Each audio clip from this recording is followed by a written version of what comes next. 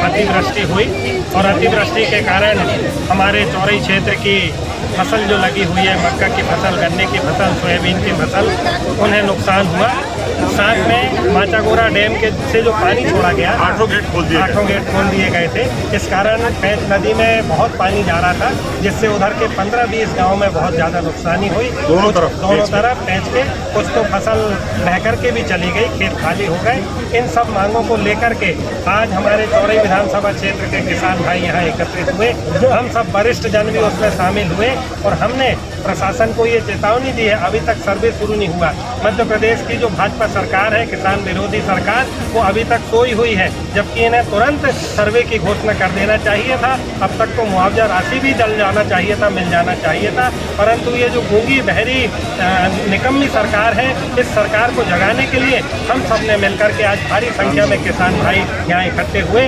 हमने थोड़ी देर वहाँ धरना भी दिए और प्रशासन को हमने एक कलेक्टर महोदय को और एक अनुविभागीय अधिकारी राजस्व को हमने ज्ञापन दिया है और उनसे ये मांग किया है कि जल्द से जल्द हमारा सर्वे कराया जाए, किसान भाइयों को मुआवजा दिया जाए, और यदि उन्हें जल्दी से सर्वे कराकर ये मुआवजा प्राप्त नहीं हुआ तो हम इससे भी बड़ा आंदोलन और करेंगे, चौरई में भी करेंगे, डिस्ट्रिक्ट लेवल पर भी हमें जाना पड़े, छिंदवाड़ा जिला स्तर पर, तो भी हम सब मिलकर के किसान भाइयों के साथ इसका उग्र आंदोलन हम करेंगे, ताकि जो सरकार बैठी है उसकी आंखें खुल सके, नींद से वो जाग सके और किसानों के हित में कुछ सोच सके। और भी बहुत सारी मांगें थी। एक ज्वलंत समस्या हमारे चौरई विधानसभा क्षेत्र में गांव-गांव में शराब की बिक्री हो रही है। महिलाएं हमारे पास इकट्ठी होकर के आ रही, जहां भी हम जा रहे हैं। चौरई में भी ज्ञापन दिए, अभी तक प्रशासन उसमें कोई कार्रवाई नहीं कर रहा है। अवैध रूप से शराब बेची जा रही है। जुआ सट्टा का बहुत प्रचार प्रसार हमारे क्षेत्र में है। इससे गाँव में अशांति स्थापित हो रही है, जोरों पर चल रहा है। गाँव में अशांति स्थापित हो रही है, असामाजिक तत्व इसमें लिप्त हैं। हमारी प्रशासन से मांग है कि उस पर भी जल्दी से अंकुश लगाया जाए, क्योंकि आगामी समय में चुनाव है, इसमें माहौल बिगड़ने की स्थिति बनती है।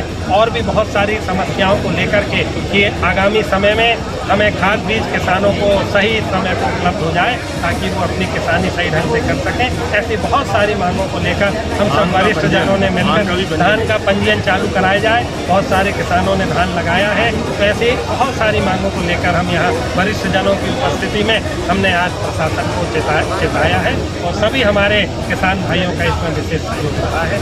महोदय जी, उच्च अधिकारियों द्वारा आपको क्या बोला गया? यहाँ SDM मीटिंग में थे, तो तहसीलदार और थाना प्रभारी ने ज्ञापन दिया और उन्होंने हमें आश्वासन दिया है कि इस पर हम उचित कार्रवाई करेंगे। कलेक्टर महोदय के नाम भी हमने ज्ञापन दिया है, तो उन्होंने कहा कि उसको भी हम कलेक्टर तक करेंगे। आती है इनके खेत की जो पाइपलाइन कट रही गैस की, इसका नाम पटवारी ने गोल कर दिया है। इनको मुआवजा मिलना चाहिए, इनका जो नुकसान हुआ है उसका आपको फायदा दिलाना चाहिए। मैं शासन प्रशासन से निवेदन करना चाहती हूँ कि इनका जो जमीन जा रही है, इनकी पाइपलाइन के माध्यम से नुकसान हो रहा है, उसका उचित मुआवजा इनको दिलाया जाए। एक और दूसरी बात, मैं TI साहब से और SP साहब से और प्रशासन से ये कहना चाहती हूँ कि गांव-गांव जो शराब बेची जा रही, उसमें पति बहुत महिलाओं को प्रताड़ित कर रहे हैं और बेटा बेटी तक मार डाल रहे हैं और महिलाओं को जिंदा जला दिया जा रहा है। पर हमारे क्षेत्र के थाना प्रभारी TI सब मौन बैठे हुए हैं। प्रशासन के दबाव में, शासन के, भारतीय जनता पार्टी की निकम्मी सरकार है, यहाँ पर ये तानाशाही कर रही है। महिलाएं रिपोर्ट लगाने आती है तो TI रिपोर्ट नहीं लिखते, महिलाओं को भगा दिया जाता है।